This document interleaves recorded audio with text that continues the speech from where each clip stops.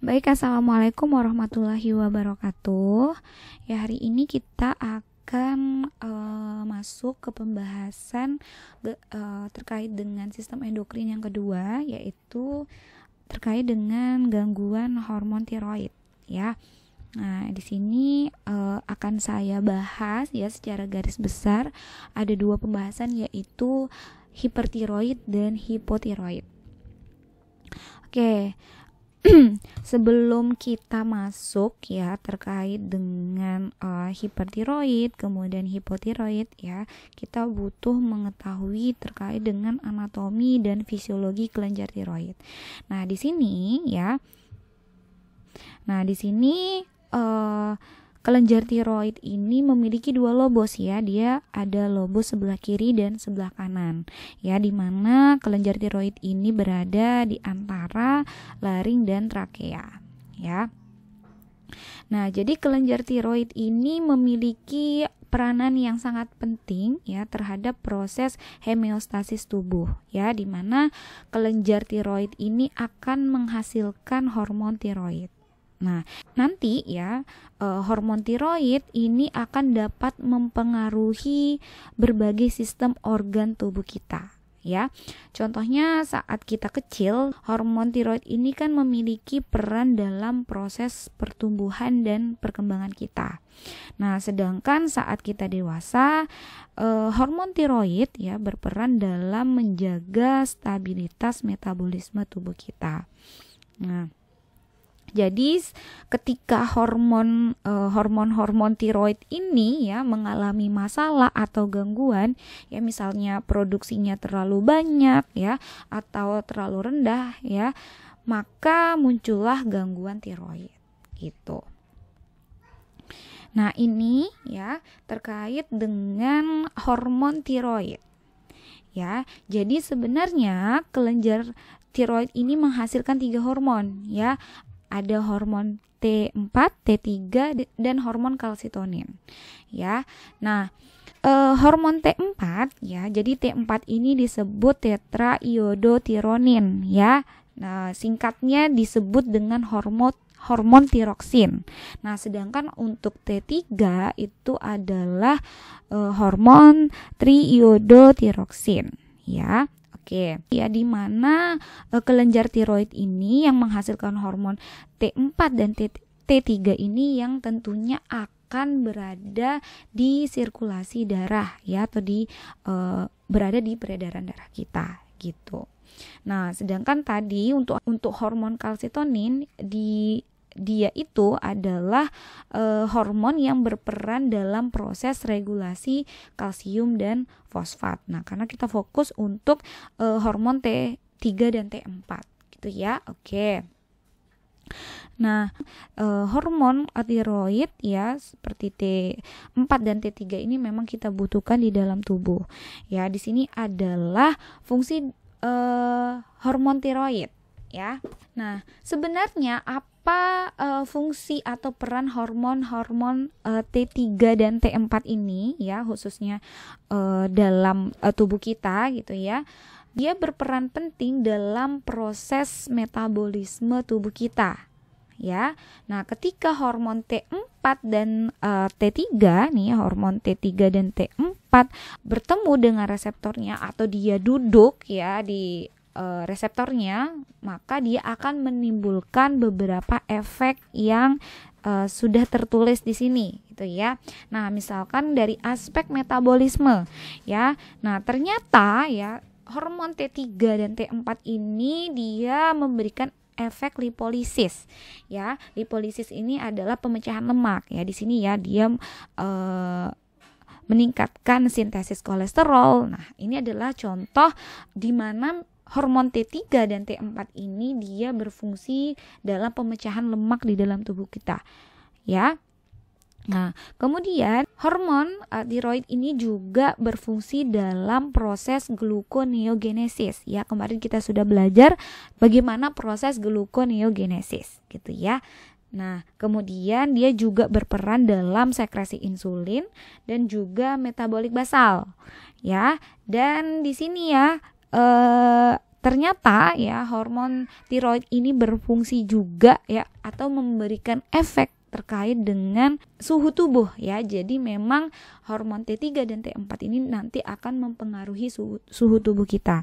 Nah, sehingga orang yang hipotiroid nanti akan suhunya seperti apa gitu ya. Nah, orang yang hipertiroid nah bagaimana suhunya gitu ya. Nah, sehingga khas sekali gitu ya terkait dengan penurunan suhu atau kenaikan suhu pada pasien yang ada gangguan hormon tiroid gitu.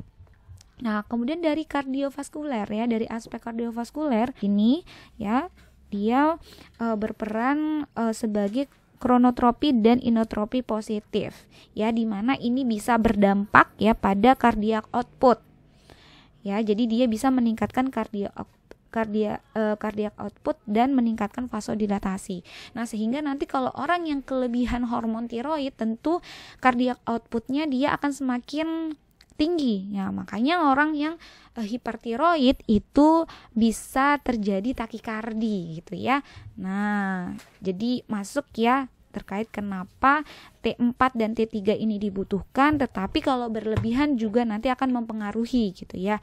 Nah, kemudian kalau dari aspek kalau dari hati nih. Nah, kalau di hati dia meningkatkan aliran darah ke hati. Nah, dia juga meningkatkan metabolisme. Nah, tadi metabolisme di hati ya terkait dengan gluconeogenesis gitu ya.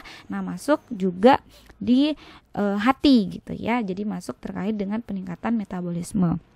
Nah, kemudian di ginjal. Nah, di ginjal dia bisa meningkatkan tekanan darah, meningkatkan aliran darah ke ginjal ya, kemudian juga meningkatkan aliran glomerulus ya, glomerulus filtrasi ya atau GFR ya. Jadi dia juga meningkatkan sekresi elektrolit atau meningkatkan reabsorpsi ya. Nah, kalau berdasarkan dari otot skeletal, jadi efek yang ditimbulkan oleh hormon T3 dan T4 ini ya, dia akan meningkatkan aliran darah ya, kemudian dia juga meningkatkan kontraktilitas gitu ya. Jadi saat kontraksi nih ototnya membutuhkan hormon T3 dan T4 gitu ya. Dan kemudian juga terkait dengan konsumsi oksigen. Ya, jadi ini sebenarnya sudah terangkum ya terkait dengan fungsi ya dari hormon T3 dan T4 ya. Secara normalnya semua kita butuhkan sesuai dengan jumlah yang normal gitu ya. Oke. Nah, pertanyaannya sekarang bagaimana ya pengendalian dari sekresi hormon tiroid. Ya, tadi memang hormon tiroid ya T3 dan T4 ini kita butuhkan gitu ya untuk beberapa fungsi tadi. Ya. Nah, tapi tentu ada yang menyebabkan ya atau yang mempengaruhi ya hormon tiroid ini bekerja, sehingga bagaimana cara pengendalian sekresinya.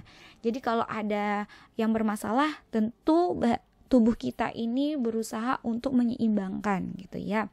Nah, sekresi hormon tiroid ya oleh kelenjar tiroid ini dikendalikan oleh dua kelenjar.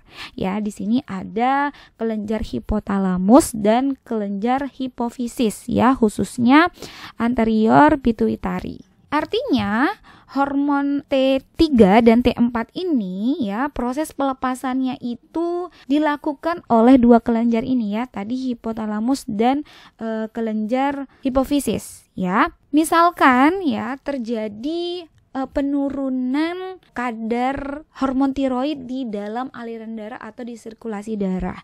Ya, tentunya karena ada penurunan tadi ya, hipotalamus mendapatkan sinyal nih ya bahwa hipotalamus ini harus segera mengeluarkan TRH ya. Jadi dia harus segera mengeluarkan hormon TRH.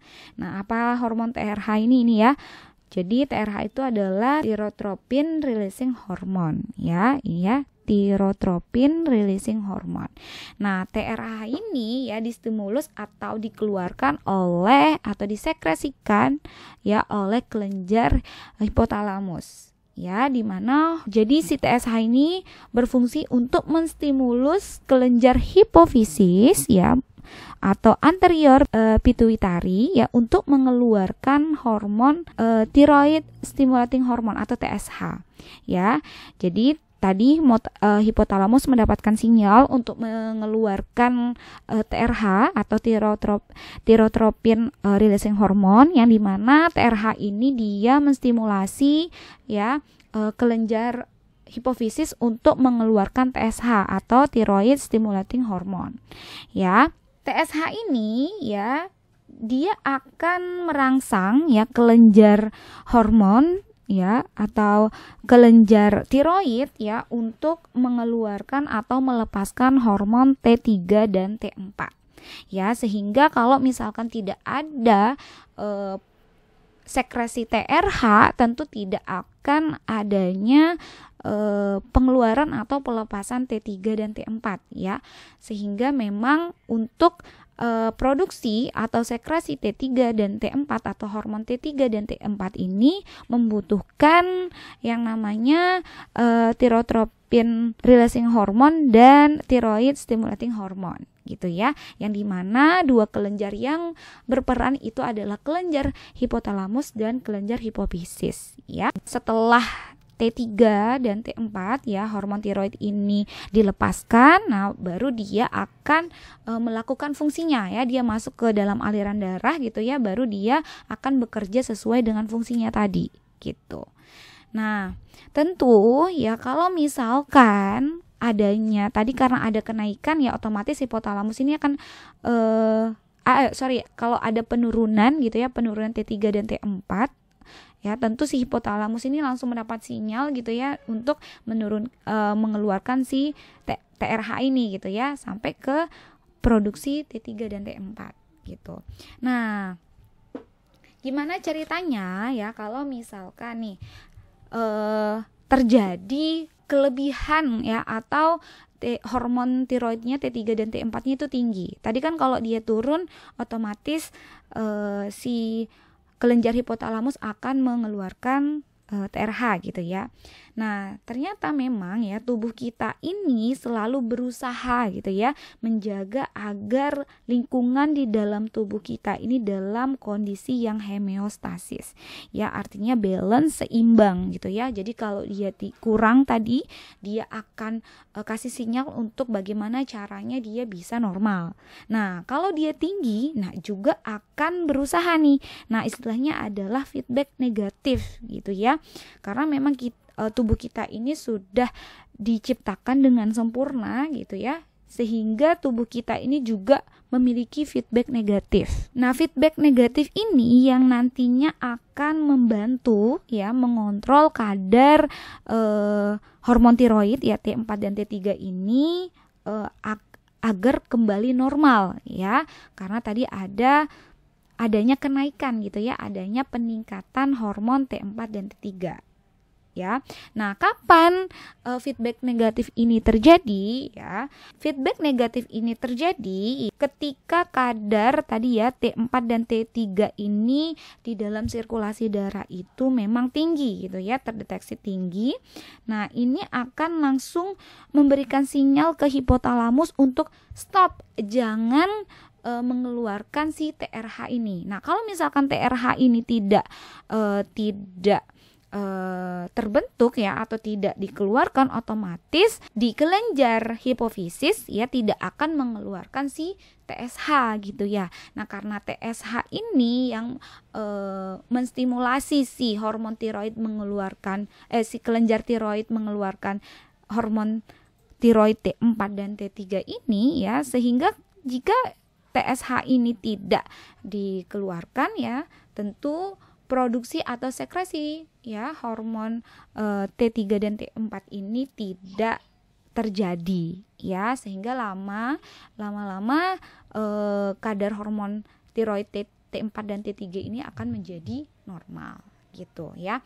Jadi tadi ada dua ya, kalau misalkan dia ada penurunan, hipotalamus ini akan langsung ya minta si TRH ini gitu ya, dia menstimulasi pengeluaran TRH ya, kemudian dan selanjutnya gitu ya. Nah, kalau misalkan dia ada kenaikan, nah si hipotalamus ini mendapatkan sinyal untuk stop, tidak memproduksi si TRH lagi gitu ya.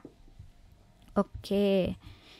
Ini ya klasifikasi terkait dengan gangguan fisiologis. Ada hipotiroid. Nah, hipotiroid ini keadaan di mana tiroid tidak mampu menghasilkan hormon tiroid yang cukup. Ya, kebalikan dengan hipertiroid, ternyata dia ada peningkatan produksi dan sekresi hormon tiroid oleh kelenjar tiroid. Jadi T3 dan T4-nya tadi tinggi.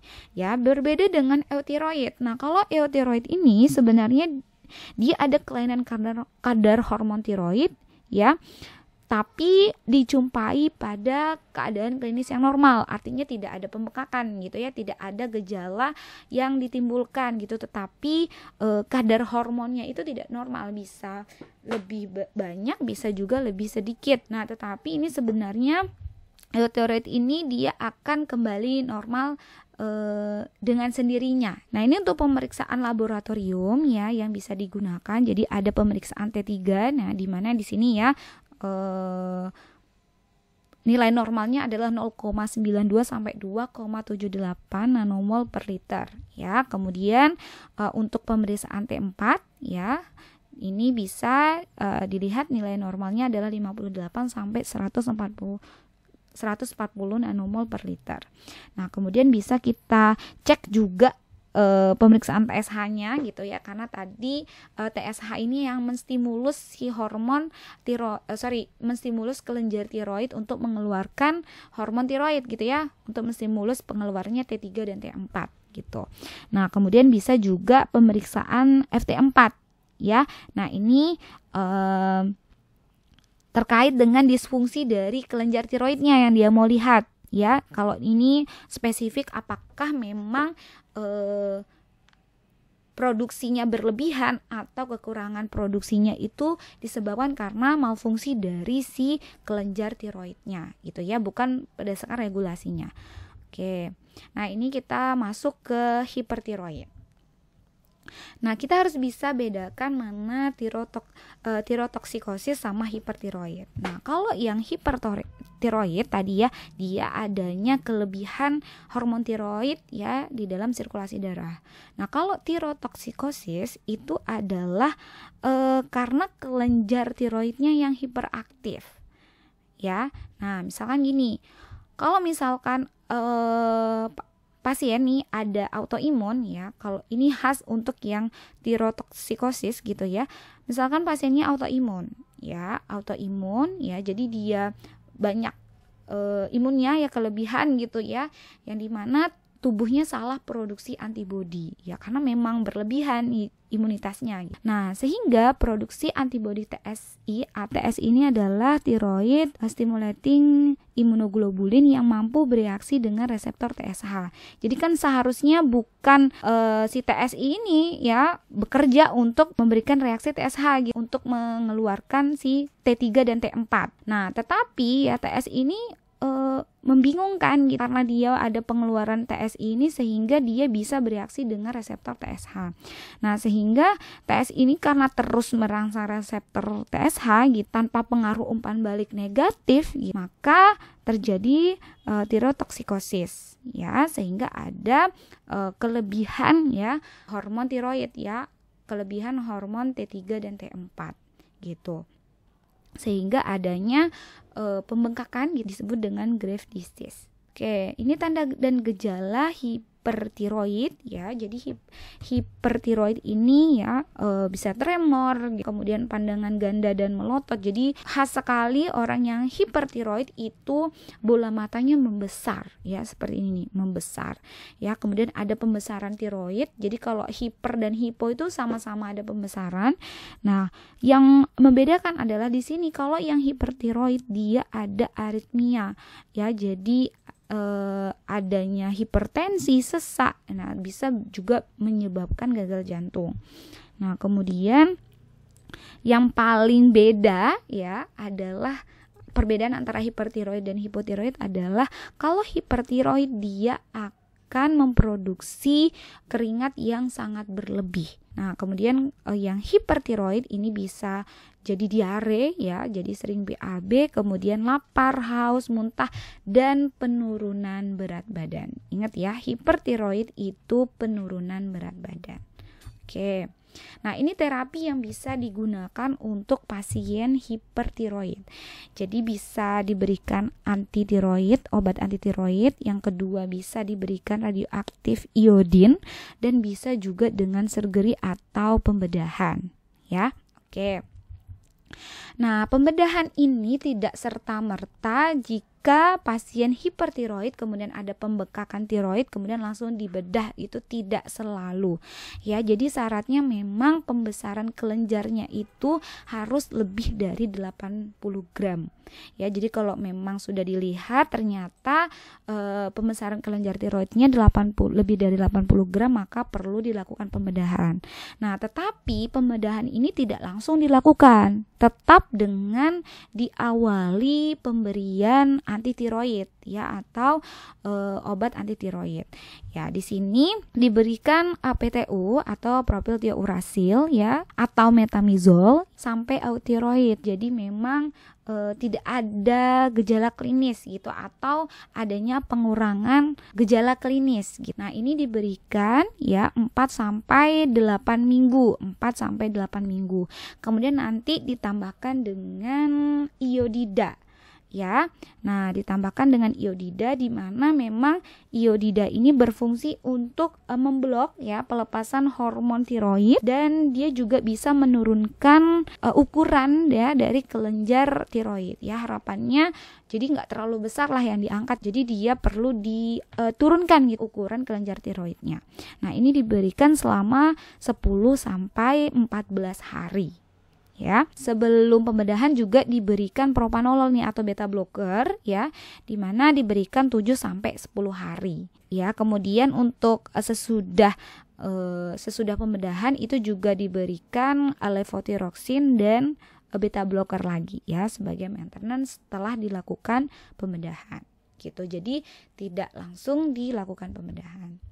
Ya, ini kalau misalkan gitulah dilihat kelenjar tiroidnya untuk pembesaran tiroidnya tidak melebihi 80 gram ya, memang diberikan terapi obat hipertiroid gitu ya, atau antitiroid.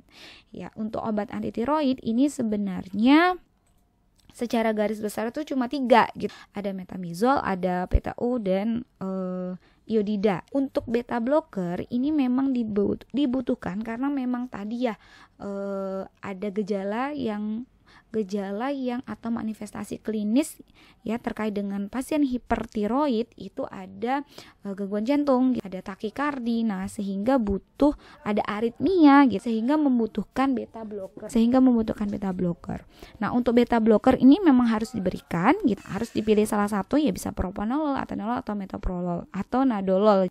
Kalau terkait dengan efektivitas ya silakan pilih yang paling mudah didapatkan dan paling cepat ya untuk memperbaiki kondisi ya, apalagi ini terkait dengan misalkan propanolol ini apakah nanti berpengaruh ke penyakit penyerta yang lain gitu ya, jadi silakan pilih yang sesuai. Anti hipertiroid pilihan pertamanya adalah sebenarnya metamizol ya. Kenapa? Jadi sebenarnya propylthiouracil atau PTU dan metamizol ini memiliki mekanisme yang sama. Dia sama-sama menghambat sintesis hormon tiroid. Nah, tetapi ya kenapa PTU ini tidak menjadi pilihan pertama ya untuk antitiroid, karena memang PTU ini dia memiliki efek hepatotoksik. Nah, sedangkan untuk pemberian ya terapi tiroid ini memang membutuhkan terapi yang jangka panjang, sehingga PTU ini tidak menjadi pilihan utama. Jadi silakan pilih metamizol saja. Ya.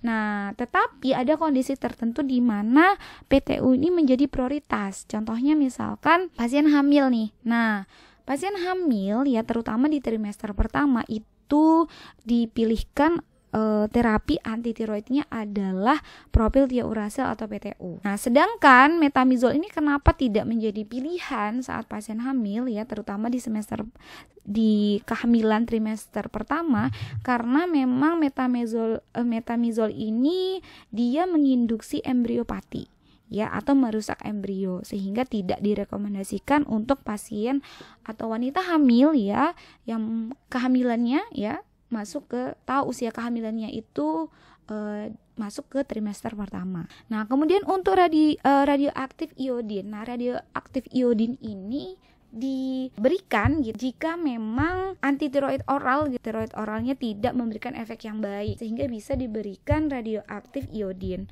Ya, tujuannya pemberian radioaktif iodin ini untuk menurunkan ya ukuran dan penyebaran kelenjar tiroid.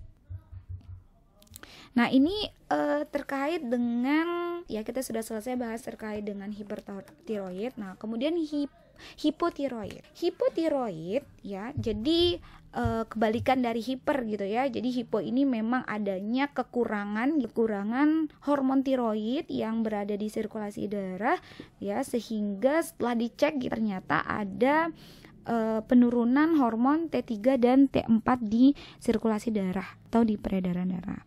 Nah, sebenarnya apa sih faktor yang menyebabkan kok bisa orang itu hipotiroid? Jadi ada beberapa faktor atau penyebab kenapa orang bisa hipotiroid. Salah satunya adalah defisiensi yodium. Ya, jadi yodium ini adalah komponen penting ya dalam produksi hormon tiroid. Jadi jika seseorang ini mengalami penurunan yodium nih, entah itu asupan dari makanan gitu ya atau minuman, nah ini akan bisa mengakibatkan hipotiroid gitu. Jadi memang yodium ini ya di sini ya, tadi ya ini perjalanan sesuai yang gambar sebelumnya gitu ya, terkait dengan bagaimana si kelenjar tiroid ini memproduksi hormon tiroid. Nah, sebelum hormon tiroid ini terbentuk gitu ya, dikeluarkan ya, bisa aktif, ternyata hormon tiroid ini ya membutuhkan yang namanya yodium. Ya, karena yodium ini unsur kimia ya, di mana T3 dan T4 ini ya, jadi hormon tiroid T3 dan T4 ini dia mengandung atom yodium dalam strukturnya. Jadi nggak bisa dong dia jadi T3 dan T4 kalau dia nggak ada yodium gitu, atau adanya kekurangan yodium atau defisiensi yodium. Jadi kalau misalkan yodiumnya ini berkurang, artinya asupannya tidak cukup, tentu hormon tiroid ini juga bisa berkurang, karena memang hormon tiroid ini membutuhkan yodium untuk terbentuk. Jadi hormon tiroid T3 dan T4 membutuhkan struktur yodium untuk bisa membentuk T4 dan T3. Nah, selain terkait dengan, nah di sini ya, kalau misalkan adanya pengurangan tiroid itu bisa menyebabkan pembengkakan ya. Jadi kalau misalkan defisiensi yodium ini bisa menyebabkan kelenjar tiroidnya itu bisa bengkak, yang disebut dengan gondok, atau bahasa kerennya itu adalah goiter. Nah, goiter ini ya yang akan memperlihatkan kita bahwa oh, ini ternyata pasiennya mengalami kekurangan hormon tiroid atau adanya gangguan hormon tiroid karena ada pembekakan. Jadi pembekakan ini memang sebenarnya adalah sebagai sinyal gitu. Kalau ada pembekakan berarti ini adalah pertahanan gitu ya, pertahanan tubuh kita yang dimana kita bisa mengetahui atau mendeteksi bahwa ada gangguan atau ada masalah. Kan kalau misalkan kita tidak menunjukkan tanda klinis ya tentu kita diam-diam aja. Nah, jadi sebenarnya ya adanya pembekakan di kelenjar tiroid ini adalah bentuk sinyal atau pertahanan tubuh di mana nanti kita akan tahu gitu adanya gangguan dalam hormon tiroid kita gitu. Ya, oke. Nah, ini tanda gejala ya dari hipotiroid ya, berbanding terbalik dengan hipertiroid ya. Jadi dia tetap ada pembesaran tiroid ya.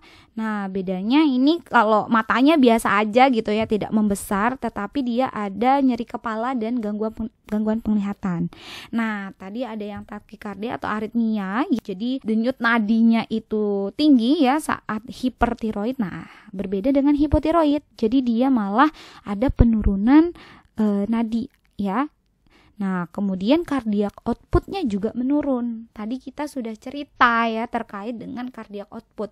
Jadi memang fungsi dari T3 dan T4 itu meningkatkan cardiac output. Jadi semakin banyak T3 dan T4-nya, berarti semakin tinggi dong ya untuk cardiac output. Nah, kebalikannya kalau misalkan dia hipotiroid, berarti cardiac outputnya juga akan menurun. Nah, kemudian terkait dengan hipertiroid tadi dia diare ya, sering BAB. Nah, kalau misalkan hipo dia malah sulit BAB, dia konstipasi dan berat badannya meningkat. Ya, kebalikan dari hipertiroid. Nah, kemudian yang paling khas juga ya, kalau yang hipertiroid tadi dia kepanasan ya, kemudian produksi keringat yang berlebih gitu. Nah, kalau yang hipo dia malah tidak tahan dingin. Jadi dia kayak kedinginan gitu dan otomatis ya produksi keringatnya juga akan menurun. Jadi sangat berbanding terbalik lah ya kondisi yang hipertiroid dan hipotiroid.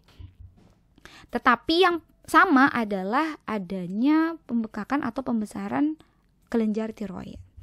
Oke, ini monitoring ya. Sebelum saya ke monitoring, jadi tiroid itu sebenarnya bisa diobati. Ini lupa saya masukkan slide-nya ya. Jadi untuk hipotiroid nanti saya akan kasih standar terapinya. Saya sebenarnya bisa pakai Dipiro ya, bisa saya juga pakai yang artikel terbaru ya. Di situ sebenarnya sudah diperlihatkan treatment untuk hipertiroid dan hipotiroid. Nah, kalau hipotiroid hanya 2 ya, bisa levothyroxine sama liothyronine. Itu bisa digunakan untuk yang hipotiroid karena memang tujuan hipotiroid ini untuk meningkatkan hormon tiroidnya. Nah, tadi sebenarnya di pembahasan sudah saya bahas. Kalau selesai dibedah, dia dikasih treatment peningkatan. Justru orang yang diberikan pembedahan itu setelahnya malah dikasih treatment levothyroxine untuk meningkatkan hormon T3 dan T4 begitu. Nah, ini untuk monitoring ya. Jadi evaluasi keadaan euthyroid setiap bulan ya. Jadi sudah mulai tidak ada gejala klinis ya. Nah, kemudian tadi ya adanya hipertiroid, kemudian terkait dengan tirotoksikosis gitu ya, adanya takikardi, penurunan berat badan ya, intoleransi panas gitu ya. Jadi ini khas banget dengan hipertiroid. Kemudian hipotiroid ya, dia malah bradikardi ya, kebalikannya ya, malah nadinya jadi menurun ya, dan perubahan berat badannya sangat tinggi kenaikannya gitu. Nah, kemudian kita kontrol gejala dengan beta blocker ya. Beta blocker tadi terkait dengan hipertiroid. Jangan sampai sudah tidak takikardi masih beta blockernya masih tetap digunakan. Ya, sekian dari saya terkait dengan materi gangguan tiroid ya. Tadi kita bahas ya 2 secara garis besar ya terkait dengan hipertiroid dan hipotiroid. Karena ini membahas terkait dengan tata laksana terapi ya, hipertiroid itu bisa diterapi dengan PTU atau propylthiouracil ya, atau kemudian diberikan dengan metamizol ya, kemudian bisa diberikan dengan iodida dan kemudian ditambahkan dengan radioaktif iodin. Nah, ini jika memang perlu penurunan ukuran dan penyebaran kelenjar tiroid ya, karena sudah ada pembesaran. Nah, untuk beta blocker itu diberikan memang karena ya hipertiroid itu memiliki efek tadi ya, takikardi tadi ya, sehingga butuh beta blocker. Nah, sedangkan yang hipotiroid bisa digunakan 2. Yang paling sering digunakan adalah levothyroxine ya. Di Indonesia yang paling sering adalah levothyroxine. Ya, kemudian yang kedua bisa menggunakan liothyronine ya untuk peningkatan ya hormon tiroid ya, T3 dan T4. Karena memang untuk levothyroxine ini dia meningkatkan hormon tiroidnya gitu. Baik, sekian dari saya. Semoga bisa dipahami untuk materi gangguan tiroid ya, hipertiroid dan hipotiroid ya, terutama tata laksana terapinya karena memang terapinya tidak banyak gitu ya. Jadi silakan untuk dieksplor terkait dengan dosisnya ya, tidak saya bahas dan terutama juga kapan diberikan ya. Baik, saya tutup ya perkuliahan hari ini ya. Terima kasih. Wassalamualaikum warahmatullahi wabarakatuh.